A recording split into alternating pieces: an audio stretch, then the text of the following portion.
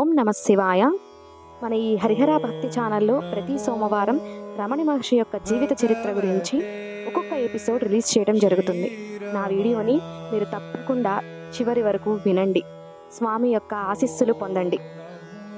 ముందు ఎపిసోడ్లో స్వామివారి యొక్క జననము, అలగమ్మ గారికి రమణ మహర్షి జన్మించటము, కలియుగానికి శ్రీ కుమారస్వామి అవతారంగా ఆరాధింపబడ్డారు అని తెలుసుకున్నాం. ఇప్పుడు రమణ మహర్షి గారి యొక్క బాల్యము, విద్యాభ్యాసాన్ని తెలుసుకుందాం. సుందరమయ్యరు ఆ బాలునికి తమ కుల దైవమైన వెంకటేశ్వరుని పేరు పెట్టారు. సుందరమయ్యరు చిన్నతనంలోనే తండ్రి నాగస్వామయ్యరు చనిపోయారు. అన్నగారు 18వ ఏటనే సన్యసించటం వల్ల కుటుంబ బరువు బాధ్యతలు అతనిపై పడ్డాయి. 16 ఏండ్ల వయసులో మణియము గుమస్తాగా చేరాడు. చాలా తెలివైనవాడు, కార్యదక్షత కలవాడు అవడం చేత ఏ పరీక్షలు రాయకుండానే న్యాయవాది పట్టా పుచ్చుకున్నాడు. చిన్న వెంకటేశ్వరుని బడిలో చేర్చారు. అప్పుడు అతని పేరు వెంకటరామనుగా మారింది. వారి బంధువు లక్ష్మయ్యరు తెలుగులో మంచి పండితులు. ఆయన ఆ కుర్రవాణ్ణి ముద్దుగా రమణి అని పిలిచేవారు. ఆ విధంగా చిన్నప్పటి నుండి పిల్లవానికి తెలుగు సాంప్రదాయం అలవాటు పడింది. 8 సంవత్సరాల వయసులో వెంకటరామనకు ఉపనయనం చేశారు. తిరుచిలిలో ఇంగ్లీషు చెప్పబడే బడి లేకపోవడం చేత సుందరమయ్యరు తన పెద్ద తమ్ముడు సుబ్బయ్యరు వద్ద 1891లో వెంకటరామన్ని పంపారు. ఆయన దిండిగల్లు సబ్ రిజిస్ట్రార్ ఆఫీస్లో హెడ్ గుమాస్తాగా పనిచేస్తుండేవాడు. వెంకటరామను అక్కడ 3వ క్లాసులో మొదటి ఫారంలో చేరాడు. అప్పటికే నాగస్వామి అక్కడి నుండి చదువుకుంటున్నాడు. వెంకటరామన్నకు చదువు పట్ల ఆసక్తి లేదు, కానీ ఏకసంతాగ్రాహి, విన్నది విన్నట్లుగా చెప్పేవాడు, కానీ శ్రద్ధ లేదు. ఇటువంటి వాడు భావి కాలంలో అవతార పురుషుడవుతారని ఎవరు ఊహించగలరు?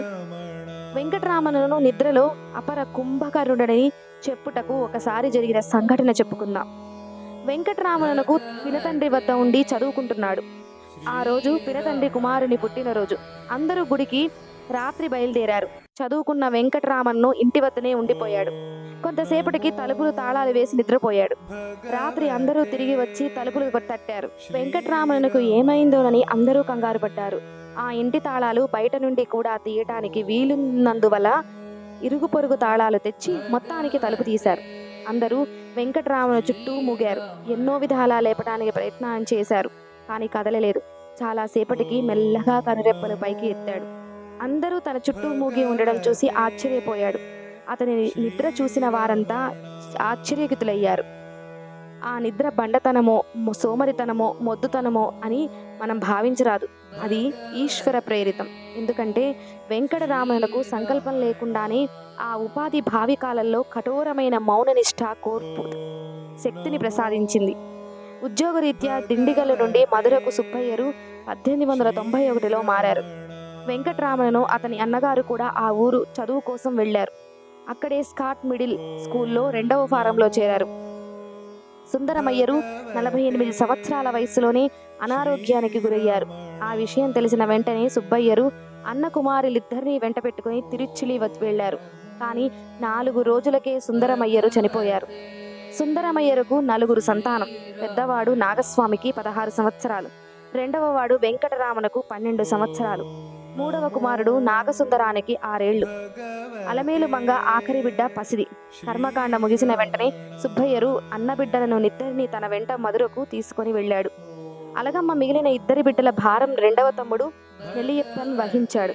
తండ్రి మరణంతో కుటుంబంలో వచ్చిన మార్పులు వెంకటరామనుపై ప్రభావం చూపలేదు. జీవితం ఉదాసీనంగా గడుపుతున్నాడు. సుబ్బయ్యరు తన ఇంటికి చొక్కానాథ వీధికి మార్చారు. వెంకటరామను 4వ ఫారం చదువు కోసం అమెరికన్ మిడిల్ స్కూల్లో చేరాడు. హై స్కూల్లోకి వచ్చినా కూడా చదువునందున పెద్ద శ్రద్ధ చూపలేదు. ఆంగ్ల భాష, లెక్కలంటే బొత్తిగా ఇష్టం లేదు. తమిళ వ్యాకరణం, తమిళ శ్లోకాలు ఒకసారి వింటే మర్చిపోయేవాడు కాదు. మొత్తానికి చదువుల పట్ల పెద్దగా ఆసక్తి లేకపోయినా, చూపకపోయినా అన్ని పరీక్షలలో ఉత్తీర్ణుడయ్యేవాడు. వెంకటరామన్కు మంచి దేహపుష్టి కలవాడు. ఈ దేహదారుఢ్యమే భవిష్యత్తులో ఏండ్లు మౌననిష్టలో కూర్చునేందుకు సహాయపడ్డదేమో. అతని కండబలం చూసి అందరూ భయపడేవారు. ఆటల పట్ల ఆసక్తి చూపించేవాడు. ముఖ్యంగా ఫుట్బాల్ ఆటలో సాటి లేని మేటిగా పేరు తెచ్చుకున్నాడు. ప్రతిరోజు వైఖా నదిలో స్నేహితులతో కలిసి ఈతలు కొట్టేవాడు. వెంకట్రామన్ అంటే పినతల్లికి చెప్పలేనంత ప్రేమ. అప్పుడప్పుడు ఆమెకు ఇంటి పనులలో సహాయం చేసేవాడు. నీళ్లు తెచ్చిపెట్టేవాడు. ఆమె చాలా మడి ఆచారం పాటించేది. తడిగోచి పెట్టుకొని వంట పనిలో సాయం చేయడం అనేది, అలా చేస్తే అందరూ ఆడంగి అని హేళన చేస్తారని ఒప్పుకునేవాడు కాదు. అటువంటి వెంకటరామన్ భవిష్యత్తులో శాశ్వతంగా గోచి కౌపీనం పెట్టుకున్నాడు. అసలు వెంకటరామన్ చిన్ననాడు జరిగిన ఒక సంఘటన పరిశీలించినట్లయితే అతని శాశ్వత కౌపీన ధారణకు అది నాందిలా కనిపిస్తుంది. ఆ సంఘటన వివరాలు: వెంకటరామన్ చిన్నతనంలో ఒక వకీలు వారింటి పక్కన కాపురం ఉండేవారు. ఒక రోజున ఆయన పని మీద ఊరెళ్ళాడు. ఆ విషయం తెలుసుకున్న వెంకటరామన్ను ఆయన ఇంటిలో వెళ్లి ఒక కేసుకు సంబంధించిన దస్తావేజులను, నాటకం ప్రకటన కాగితాలంటూ పంచిపెట్టాడు.